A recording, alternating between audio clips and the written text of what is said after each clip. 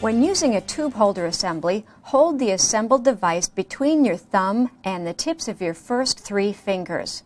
This allows ample room to manipulate the tubes in and out of the holder. Do not grasp the assembly in the palm of your hands, as your fingers will obstruct your ability to visualize the draw, tube exchange, and the angle of entry. Retighten the tourniquet and position the patient's arm in a downward angle if possible, so that the tubes fill from bottom to top, and remove the needle sheath. With the thumb of your free hand, pull downward from below the intended puncture site to anchor the vein and tighten the skin. Do not anchor the vein from above as shown here.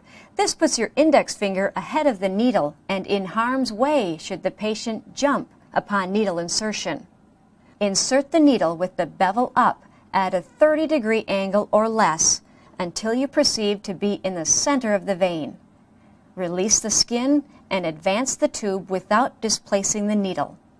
To maintain needle placement, apply the tube gently by placing 1 or 2 fingers on the flared wings of the tube holder and your thumb on the back of the tube. Squeeze your thumb and fingers together, advancing the tube so that its stopper is pierced by the interior needle. Squeezing your thumb and fingers together like this counteracts the pushing pressure and keeps the needle from going through the other side of the vein and deeper into the arm. Allow the first tube to fill. If possible, release the tourniquet upon venous access to minimize the effects of hemoconcentration.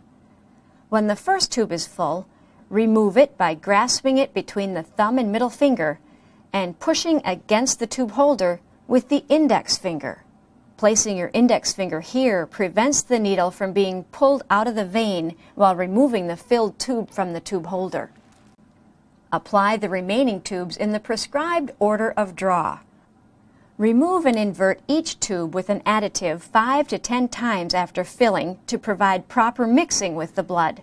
When all tubes have been filled, have the patient open his fist, release the tourniquet if it has not already been released, and place a clean gauze pad over the insertion site. Remove the needle and apply pressure. If the safety feature is not triggered passively, activate it immediately. Discard the collection device according to OSHA guidelines and your facility's policy. Avoid using cotton balls to apply pressure, as it is against CLSI recommendations. The cotton fibers may become embedded into the fibrin that forms over the wound while pressure is applied, and upon removal, reopen the puncture.